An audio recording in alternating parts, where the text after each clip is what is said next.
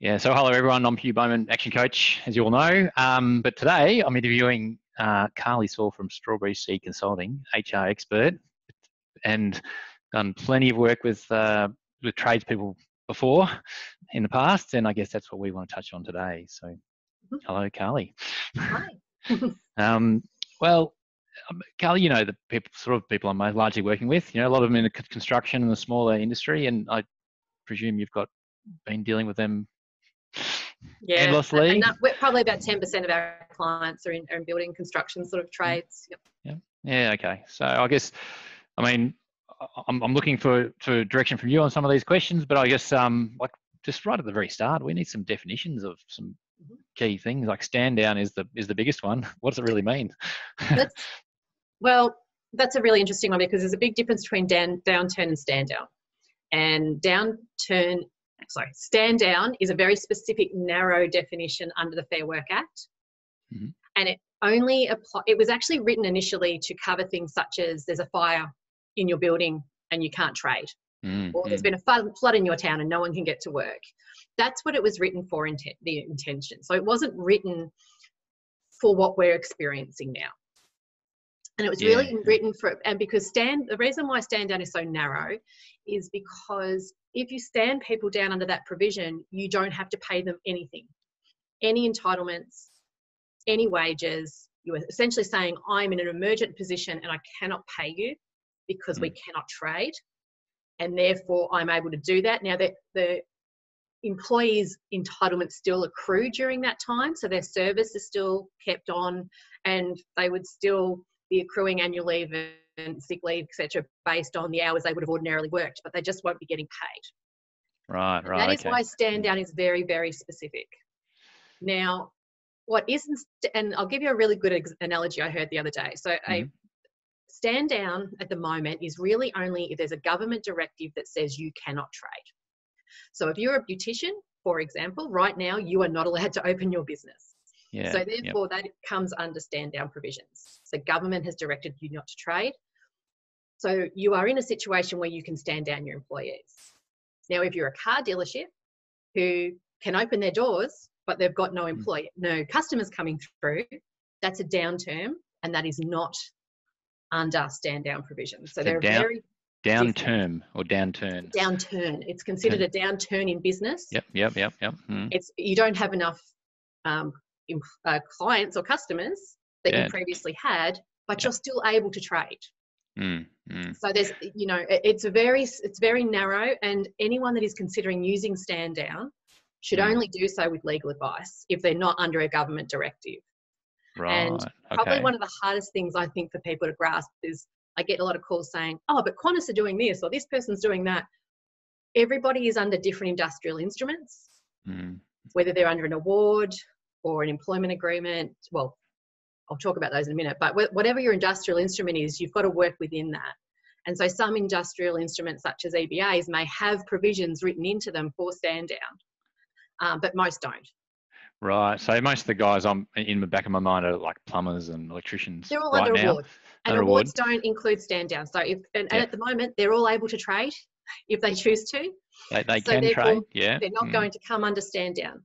Now, the exceptions to that could be, for example, their whole team were working on one site, on one building, and that building gets closed for quarantine purposes for 2 weeks due to an outbreak. Yep. And there's no alternative work to send them to.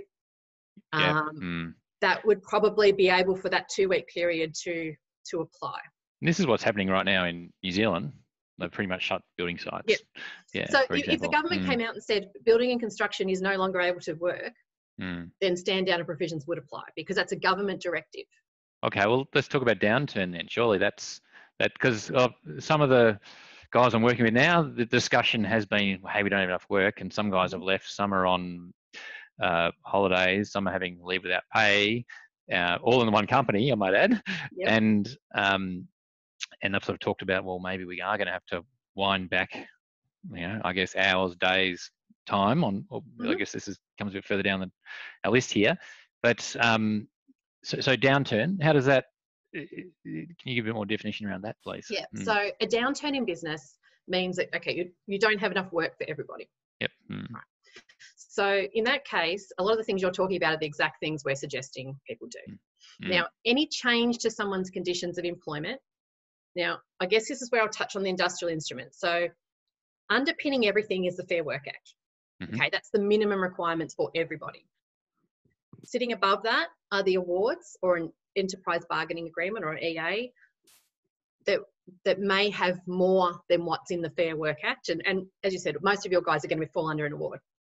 So that is and that will still be underpinned by the Fair Work Act, but that is where you go, is your award.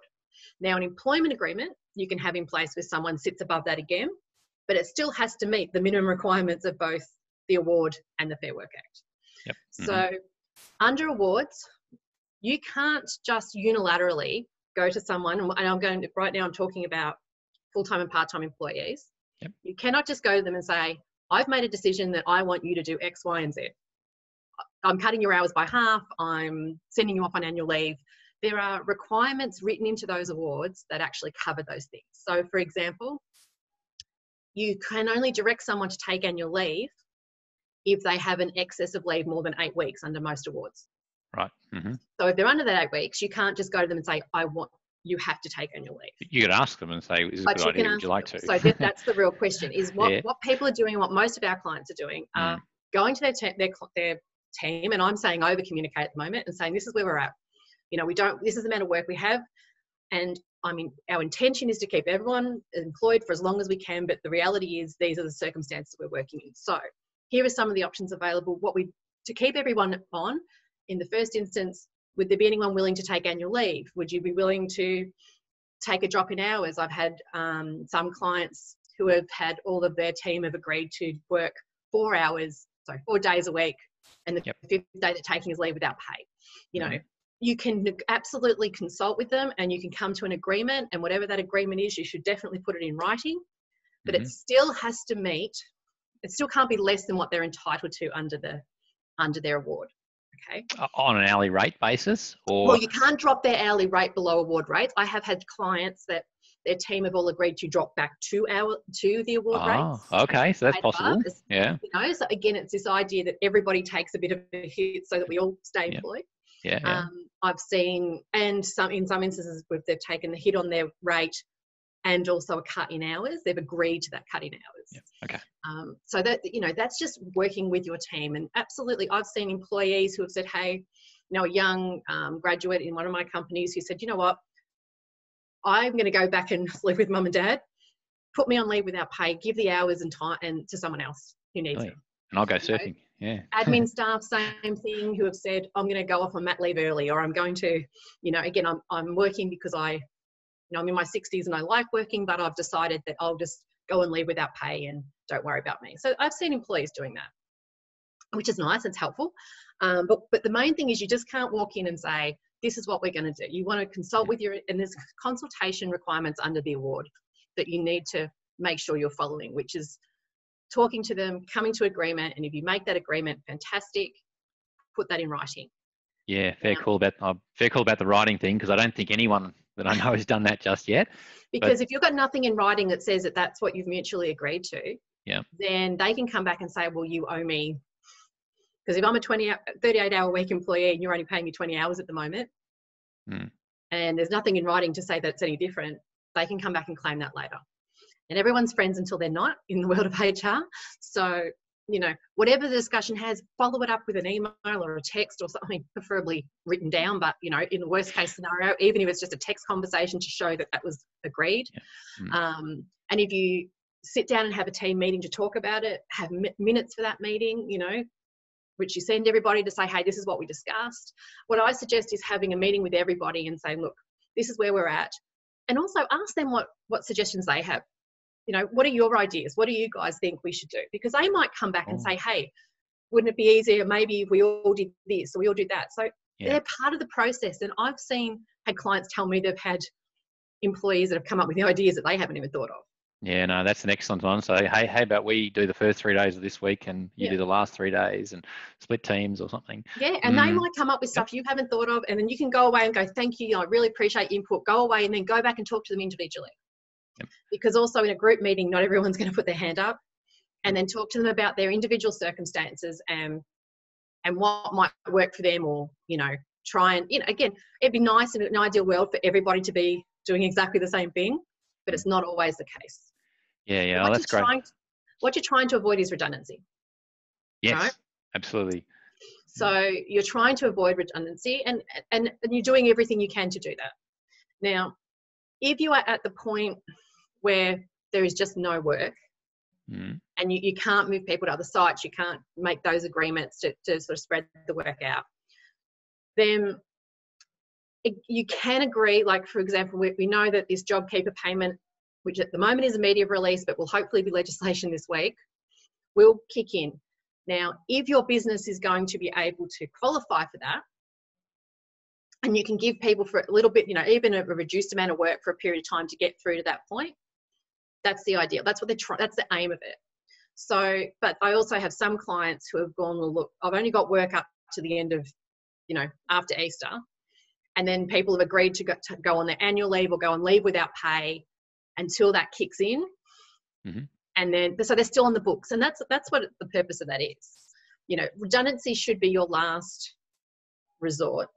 And as long as people agree to that, then yeah, if they're happy to agree to say, hey, look, I'm happy to go and do that until that comes in, and then, you know, we'll bring my hours back up again.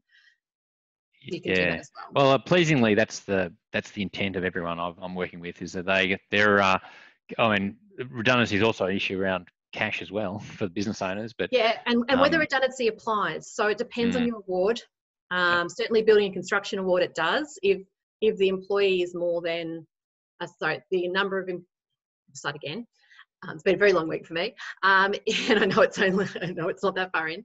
But so basically, the National Employment Standard for small business says that if you have less than 15 employees, redundancy payment on top of their notice and their annual leave does not apply if you've got less than 15 employees.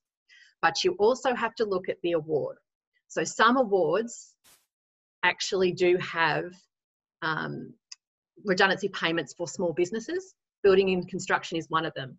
So anyone who's more than 12 months with you would be entitled to a redundancy payment. And I certainly know there's I think the Joinery Award, for example, also has a small business, you know, component. But some awards, and you just have to check your award, just say as per the NES, as per the National Employment Standard. If that's the case and you have less than 15, there's no additional redundancy payment on top of their notice period and their annual leave. Fair. Okay. Yeah, I understand. Yeah. So, but there's not a place we're going with many or any at the moment, which is good. And I mean, if you can avoid it, and you can get through this, you know, as by making those agreements, by having people, you know, do it anything you can to get there, then absolutely. And that's what I'm seeing most people do as well. Yeah, so it's interesting. You've touched on a couple of things that are really important to us, is that whether you actually can drop back to award rates. I mean, it's not somewhere we're going. I agree. Right now, we're not doing that, but this question comes up quite often. So I'm going to murky the waters with stand down and downturn, because I think what we're really, the terms we've talked about of stand down, are really talking about downturn. Yeah. Right. And but okay, we've got a group of people together. That was a group of guys who work for us. Just suppose has got, you know, 10 electricians and 2 software developers and a project manager. Now we can't make the project and the sales guy. So we want the sales guy working twice as hard as he is now, really. But we've got twice as many. We've got 5 too many electricians. We haven't got enough work for them. Okay, so we can't sort of evenly say, oh, we're going to all do 4-day weeks now, or 3-day weeks. So how, if you've got any sort of advice around how you manage that, or you actually break them up and say, well, we have to come to agreement across the company, and you have to be realistic. I mean, there's going to be some jobs that might be twice as busy as what they were before, because and others that aren't. So, you know, it's not about having to be. It's the same for everybody. Oh, okay. So that's important. Really important to know. And it's by agreement with the individual. It's not by agreement with the collective. Now, I'm finding that it's better. You are obviously better off trying to come to something, because the thing that starts to come to play then is obviously individuals going, but that's not fair. Why is this happening? What's in it for me, guys that go, well, why am I not getting this and they are not getting that? You know what? They're usually the same people that you know are going to come to you and ask you questions about, well, so-and-so's getting paid this and why aren't I getting paid that? And, you know who those guys are. So obviously you can look, and the answer to that is we are looking to maximize the idea that we all have a job at the end of this. Like, this is about trying to make sure everybody's employed at the end. And it's, feasible that if we can all take some sort of hit. But you know what? I would be saying, I don't want the sales guy to take a hit, because he's the one bringing in any work that we have now that are allowing you to get paid. To use an example from another industry, we have a physio client who, whilst everybody's agreed to take a hit, they have a couple of physios that are fully booked. And so they're like, and they've been really honest. They've gone, if you're fully booked, they're the ones that are paying for some of us that aren't fully booked. So we're going to allow them to work full-time hours if they've got those clients there. And everybody's on board with that, because they explain why. I think it's about the communication, and you really need to be clear as to, well, the reasoning behind that is to go down that path. Now, you may get that one outlying employee who decides that no, they're more special than everybody else and hasn't turned on a TV or the internet for the last 4 weeks and says, no, I don't want to cut my hours. And we're seeing a very, very small number of those. Really? I haven't seen that yet. So I had a conversation about one yesterday. Right. It seems everyone's very agreeable, knowing that, hey, we've got nowhere to go anyway, and we're here to help. And I think 99% of people are there. But that's a question I have been getting a lot, is what if they don't agree to what we've put forward? Well, then you have to go back to that individual and say, ultimately, what we're trying to avoid is redundancy. But if we can't make these cuts and things, then we may have no choice but to get to redundancy. Now, what you want to be really careful about is you don't threaten them with redundancy. You can't say, you can say, look, go away, and I want you to go away and think about it. You don't have to give me an answer now. Go away and really think about it, because this is why we're doing these things. If we don't make these changes, we will have to cut people.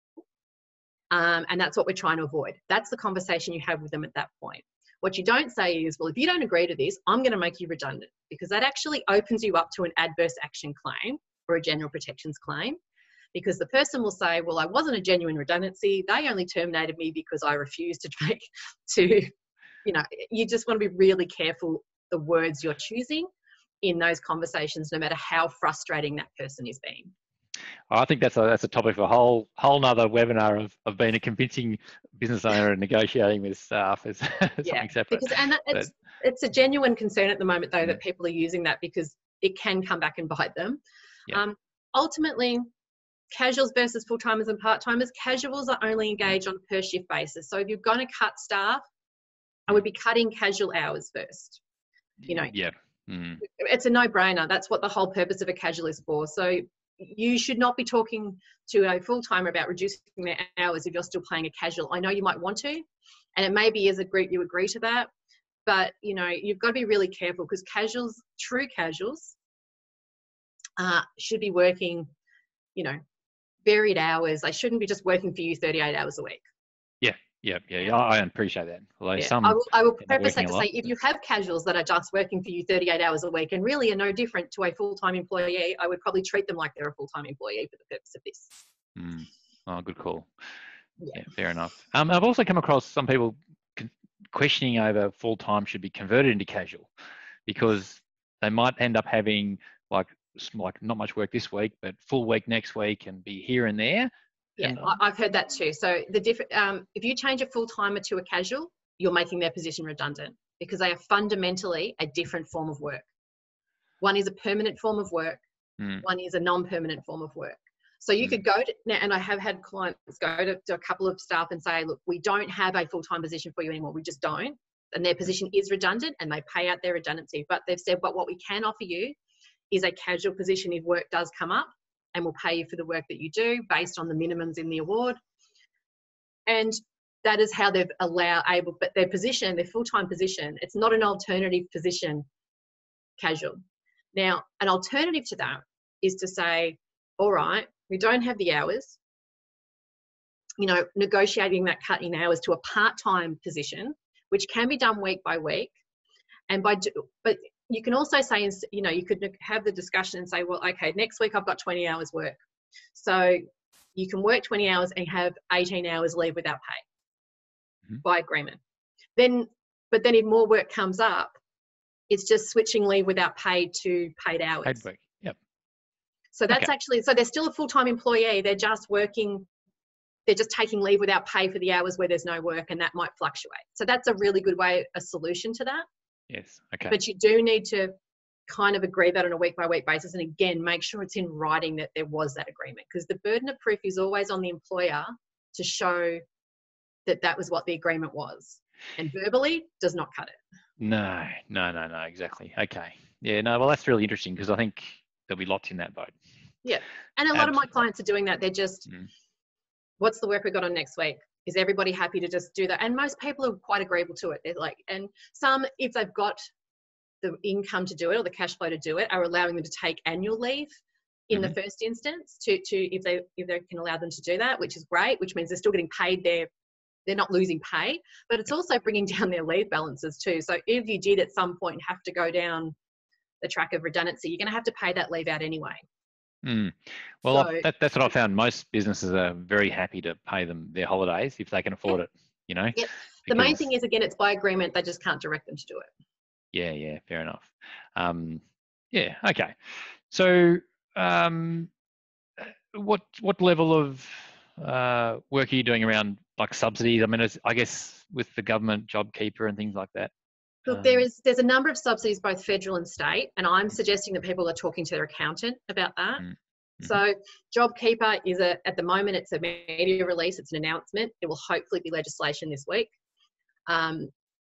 Basically what that will mean for full-time and part-time employees and casuals that have been with you more than 12 months is that you will get a $1,500 a fortnight payment towards their pay. So if they're a full-time employee and they earn $3,000 a fortnight, you get a $1,500 payment towards that. If they're a part-time employee and they earn $1,200 a fortnight, this is what's been announced, then you will get the $1,500 payment, and you have to pass on that $300 difference to that employee to get them to $1,500. Now, the media release had a few holes and things in it, like in terms of things that weren't considered. A lot of industry bodies and employer organisations have gone back and said, hey, what about X and Y and Z, and asked for clarification. So hopefully when the legislation is released, it will have clarity on that.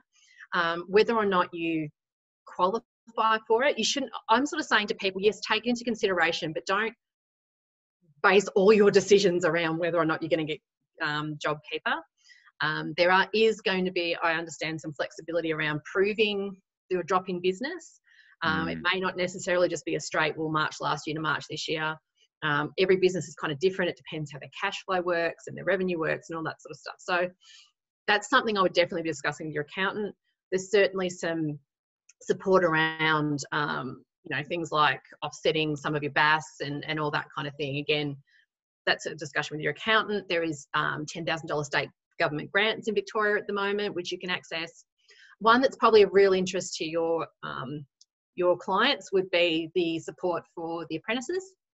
Oh, yeah, yep. I think some are already engaging that, getting that. Yeah, so anyone that was engaged from the 1st of March, unfortunately, one of my clients put on an apprentice on the 7th of March, and they're a bit devastated at the moment. But yes, you can certainly get up to 50% of their wages if you qualify for that as well. And, again, talk to your financial advisors as to whether or not you qualify. And if you do qualify, certainly I would be tapping into those things. Not everybody will automatically apply. I do know that if you don't qualify now, you could still qualify in a month or two. So if you're, for example, there might be businesses that had a really strong start to the year. And so they may not, I know in my business, I did that. And then, so March actually looked pretty good because it was just it's, I guess, the follow on from the first 2 months, but then there's a drop off. So what point do you qualify? Again, it may not be immediate, but there certainly might be some support. And there has been employers that I've worked with that have kind of got to the point of, we might have to put people off, we've got no work, but have made agreements with employees to go off and leave without pay for the time being. So they're still engaged, they're just on leave without pay until they see what happens with that. And if it comes in, they'll re-engage them and get them doing, the main thing is you want them doing useful work. Yes, yeah. Most businesses can't afford to have them doing not useful work. Well, I had a client ring me yesterday, and their employers who they've been doing that exact same thing with them said, one of them said, oh no, we don't have to come to work. We'll just stay on leave without pay. We just have to stay in contact with you. And I went, no, that's not the purpose of it. The purpose of it is if you can then re-engage them, and they may not be able to do their current position, but there may be other things that they can be doing to, you know, fill the time and that's useful for the business. And you know, certainly whether that's, I mean, I'm seeing people do videos and I'm in social media and other things that maybe they haven't done before, but this is their opportunity to stay in touch. So. No, actually, absolutely. I've got a couple of guys who are looking at keeping someone on and just training them. Yeah. A lot of people I know are doing that, yeah. And implementing new systems in their business and new job management systems and reviewing all your processes and you know, there's lots of things that you can be doing. So that's really something that I would be encouraging. Are you seeing, or have you seen any significant like cash issues with businesses, and then all of a sudden you've got their staff are out of like, and unfortunately they're kind of redundant, but they're, you know, business is not able to pay them. Yeah. Look, I think that is happening. I've seen I've got a couple of clients who's it's just stopped, you know, or they haven't been paid by people, you know. They're the same issues we see in business, I think, all the time sometimes, but at the moment it's just on a global scale. I've worked in HR for 25 years. I've been through huge, you know, restructures and takeovers, and I've been through the GFC, and the difference with this is it's the reach is so far to so many. Yeah, true. All of our industrial instruments and our legislation were not written for this. Now, I will say there's a little bit of light at the tunnel in some ways, that they are currently, there's been 3 awards that have already been reviewed and had some temporary amendments made to them. Now, the one that's probably most relevant to your clients would be the clerical award, because if they have any administrative staff, they would come under the clerical award. So there's been some temporary amendments made to that award that allow them to direct staff to reduce their hours. And in circumstances that the minimum on leave to get direct people for leave is now 2 weeks, not 8 weeks. The minimum hours of engagement has dropped from 3 hours to 2. So, and my understanding is there's 80 other awards currently being reviewed. Right. So there may be, for specific awards, some amendments that actually come through that give them a little bit more flexibility on what they can choose to do without negotiation. So that's a bit of a watch this space. I'm the other 2 that have happened are Restaurant Award and Hospitality. For obvious reasons, they were targeted very early on. So hopefully most of the trade-based awards will also be covered with that, and it will be a case of seeing what amendments are made and how that changes your requirements. Right. And are they all in place now, or are they? No, they haven't been announced. They're all in review. And, right, I understand. Okay. You know, I would be suggesting, if you're under the Building and Construction Award, you can go on the Fair Work website and register to get updates from that on that award. So if there's any change in that award, you will get an email saying, hey, this change has been in place. So that's a really good way of keeping up to date with it. Right. Because the presumption now would be that I'm going to put the guy and we'll have to engage him for the day, which realistically we might be able to get him engaging for 3 hours. That's right. You know, there will be, and again, I can't talk to what those changes are going to be. Every award's got slightly different changes. We don't know. And I think probably the other thing that we haven't spoken about is probably around entitlements around sick leave versus annual leave. That's just about to bring that up. Sick leave and if you're in isolation, that's the key one we haven't touched on. So there's a couple of things. One, personal leave. Everyone calls it sick leave. Personal leave covers sick leave and carers leave. Yes. So someone can access that if they are unwell and not fit for work, or if they are caring for a family member who is unwell or not fit, or you know, and needs to be cared for, and you need to be their primary carer, or in emergent situations caring for your children can come under carers leave. So in terms of, sorry, my dog is here. Is everyone else working from home? You've got that extra added thing. I'm going to start doing that too. I'm going to bring my dog, so don't worry. So what that means is I would like to have a distinction between self-isolation and self-quarantine. Someone who is directed to self-quarantine but is well, so the government has said you've just come back from overseas or you've been exposed to somebody with COVID-19 or whatever it might be, that has been directed to self-quarantine for 2 weeks, but is well and could otherwise come to work, is not entitled to sick leave because they're fit and healthy. Now, that means they can access their annual leave or leave without pay. If they become unwell during that period of time and they can provide evidence that they are unfit for work, they can access their sick leave. So that's a real distinction between the two. You can, at your discretion, if you're feeling really generous, say, oh, I'll let you use it, but you don't have to. If they have a family member that has COVID-19 or is really unwell, they can access their carers leave too. And you also can ask as an employer for evidence, as you would normally. The law hasn't changed, but that's what you are required to care for that person. Probably one of the trickiest ones that's come up recently is carers leave to care for children that where the childcare centre's closed or the school's closed. Now, it's there for emergency care where you need to be the primary caregiver. So if it was unexpected that the school had to close or the childcare centre was quarantined, or your kids was all of a sudden quarantined and you had to go pick them up, that would count as carers leave. But it's not never ending on carers leave for the next 3 weeks. And a situation I had recently was someone who said, look, that's exactly what happened. The childcare centre got closed down. And they said, well, why do you have to do it? Why can't your partner do it? Now, their partner is a nurse. So it made sense that they're the primary care at the moment and they can access that leave. Both parents can't access the leave to stay home. It's not there for the fact if your one partner's working at home and they're not coping with the kids, so the other partner says, hey, I want to take my carer's leave to go home and help my partner out because she's at home with the kids. It's not for that purpose. Annual leave you can grant in that case. So in that first emergent couple of days, absolutely they can access it, but it's not for ongoing. So like they announced this morning that the schools are open. So if both parents are working and that's your option, you can send them. But if you're choosing to stay at home, if you've made a decision as a family that, you know what, we don't want the kids to go to school and your partner has to go to work, it is not a given that you get carers leave to stay home. That's your choice. You should be taking annual leave or leave without pay. So yeah, I understand that. So what if it's keeping an eye on the time here. If it's a business, someone gets sick, say they get COVID-19, and they go home, but they're locking them, and they're not. So suppose they get over in a few days, but they're in lockdown for 2 weeks. Okay. Anyone who actually gets COVID-19 has to self-quarantine for 14 days, right? Yep. And you can ask for a fit for work certificate from their doctor to allow them to come back to work, just to certify that they are fit to come back to work. So it's not just a certificate to prove that they're unwell, but it could be, if they say after 3 days, yeah, I feel fine, that you can say, well, no, you've got a certificate. The doctor would provide a certificate for 14 days. Yeah.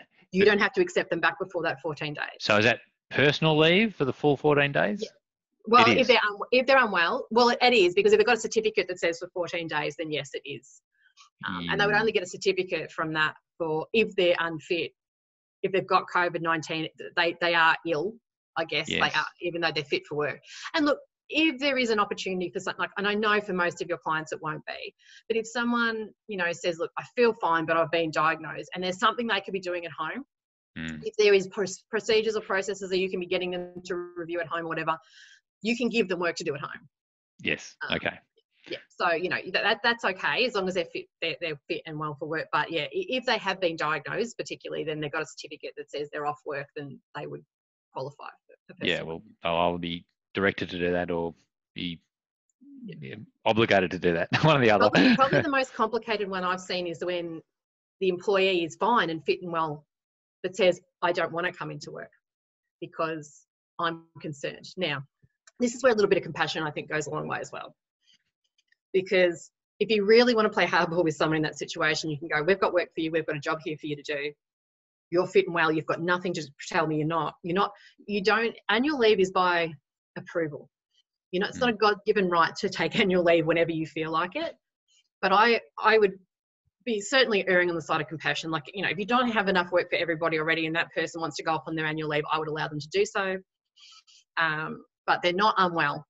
They just don't want to come to work. Now, there are circumstances where someone might have genuine concerns in that area because their partner's got a respiratory condition or whatever it might be.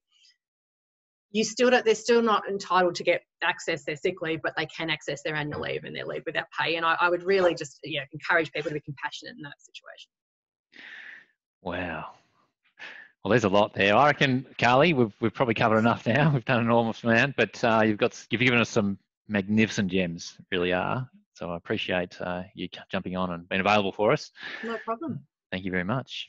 And look, I just want to finish by saying anyone that's thinking about making big decisions around someone's, livelihood, it is worth getting very specific advice to your circumstances, and particularly not relying on what your best friend's cousin told you was what happened in their business, because different businesses might come under multiple awards. There might be different requirements, and it is really, I think, more important than ever to not rely on something you've read on the internet, or advice from very well-meaning friends and family, but to get that specific advice from a trusted advisor who knows what they're talking about. Because ultimately, there's a few people that have come by us who have been told things that are just incorrect, and the decisions that they're making could have legal risks for them down the track. Yeah, no worries. All right, well, that's great advice. Thank you very much. And of course, if anyone who's watching this wants to get in touch with Carly, by all means, contact me and I'll send you all her details. So thanks heaps and have a good Easter. Thanks you. All right, bye.